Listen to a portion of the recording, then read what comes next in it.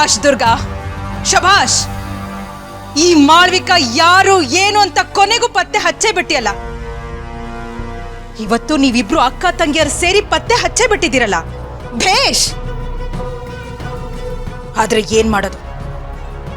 ಈ ಮಾಳ್ವಿಕನ್ ಬಗ್ಗೆ ಸತ್ಯ ತಿಳಿದವ್ರು ಯಾರು ಬದುಕಿರಬಾರ್ದು. ಈಗಾಗಲೇ ಒಬ್ಳು ಸತ್ತು ಪಿಶಾಚಿ ಆಗಿದ್ದಾಳೆ,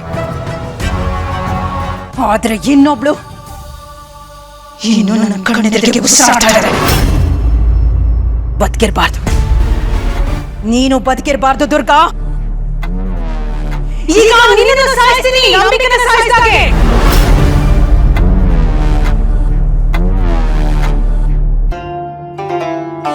ಅಂದ್ರೆ ನಮ್ಮ ಅಕ್ಕನ್ನ ಕೊಂದಿದ್ದು ನಾನೇ.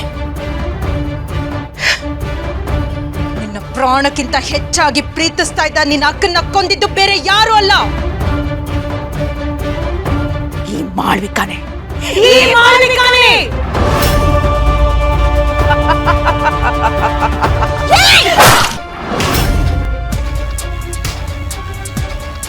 ನಮ್ಮಕ್ಕನ ಕೊಲೆ ಮಾಡಿದ್ಕೆ ನಾನ್ ನಿನಗೆ ಕೊಟ್ಟರೋ ಶಿಕ್ಷೆ ಇದು. ಮಕ್ಕನ ಸಾವಿಗೆ ನಾನ್ ಪ್ರತೀಕಾರ ತೀರ್ಸ್ಕೊಂಡೆ ಮಾಳ್ವಿಕಾ, ನಾನು ಪ್ರತೀಕಾರ ತೀರ್ಸ್ಕೊಂಡೆ. ದುರ್ಗಾ, ದುರ್ಗಾ ಏನ್ ಮಾಡ್ಬಿಟ್ರೆ?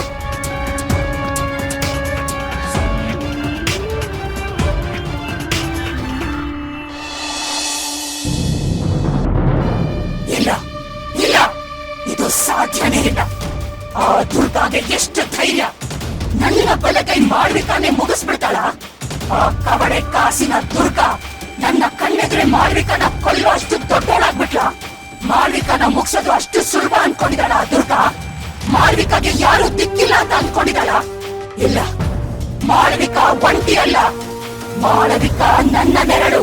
ಅವಳ ಜೊತೆ ಈ ಮಹಾನ್ ಶಕ್ತಿ ಮಂಜರಿ ಇದ್ದಾಳೆ. ಮಂಜರಿ ಇರೋವರೆಗೂ ಆ ದುರ್ಗಾ ನನ್ನ ನೆರಳನ್ನ ಏನು ಮಾಡೋಕ್ಕಾಗಲ್ಲ. ಏಯ್ ದುರ್ಗಾ, ನಿನ್ನ ಜೀವನ ನರಕ ಮಾಡ್ತೀನಿ.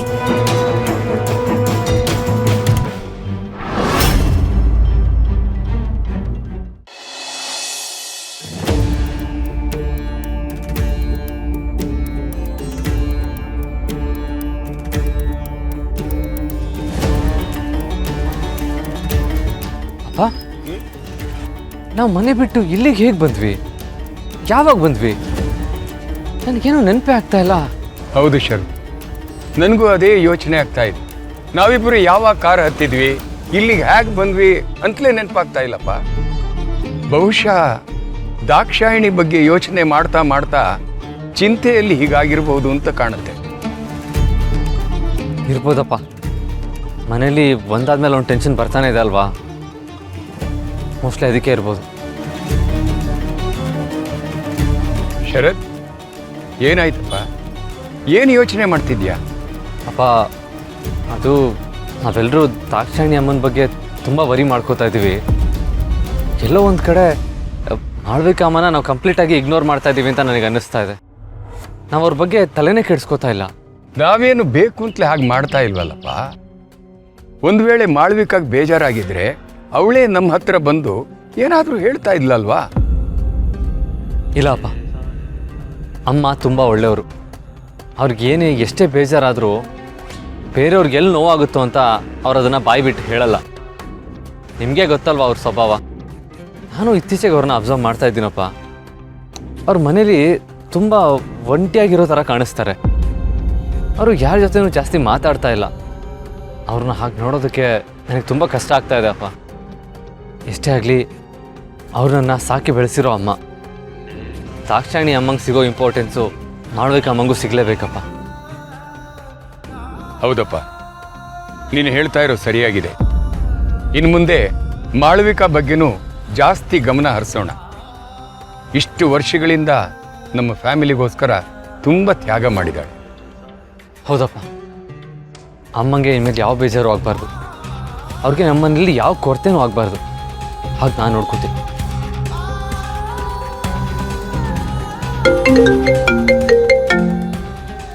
ಹಲೋ, ಹೇಳಿ.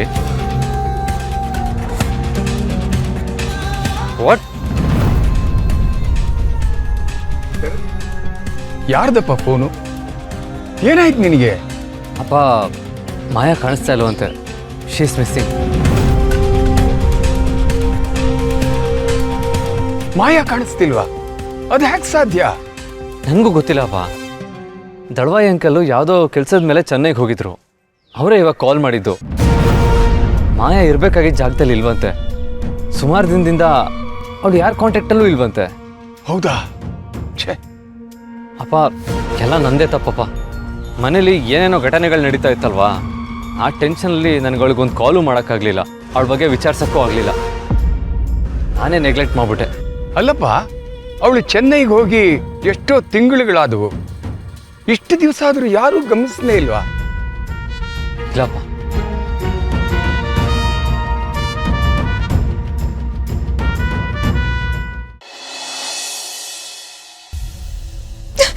ದುರ್ಗಾ, ಏನ್ ಮಾಡ್ಬಿಟ್ಟೆ ನೀನು? ಯಾಕೆ ಇಷ್ಟೊಂದು ಆತ್ರ ಪಟ್ಟೆ? ಅಲ್ಲ, ಇವಳನ್ನ ಕೊಂದಿದ್ದಕ್ಕೆ ನಿನ್ ಜೀವನ ಏನಾಗ್ಬೇಡ ಅಂತ ಒಂದ್ ಸ್ವಲ್ಪನಾದ್ರೂ ಯೋಚನೆ ಮಾಡೋದಲ್ವಾ? ಅಕ್ಕ, ನಾನ್ ಯಾವ ತಪ್ಪು ಮಾಡಿಲ್ಲ. ಇವಳು ಮನುಷ್ಯಲೇ ಅಲ್ಲ. ಒಬ್ಬ ಒಳ್ಳೆ ವ್ಯಕ್ತಿನ ಕೊಲೆ ಮಾಡೋದು ಪಾಪ. ಆದ್ರೆ ನಿನ್ನನ್ನೇ ಕೊಲೆ ಮಾಡೋದು ರಾಕ್ಷಸಿ ಇವಳು. ಇವಳಿಗೆ ಸರಿಯಾದ ಶಿಕ್ಷೆ ಆಗಿದೆ. ದುರ್ಗಾ, ನಿನ್ ನೋವು ನನಗೆ ಅರ್ಥ ಆಗತ್ತೆ. ಅದಕ್ಕೆ ಇವಳ ಕೊಂದೇ ಬಿಡೋದಾ? ಈಗ ನಿನ್ನ ಕೊಲೆಗಾರ್ತಿ ಅಂತ ಪಟ್ಟ ಕಟ್ಬಿಡ್ತಾರೆ. ನನ್ನ ಏನ್ ಮಾಡು ಅಂತ್ಯ ಅಕ್ಕ?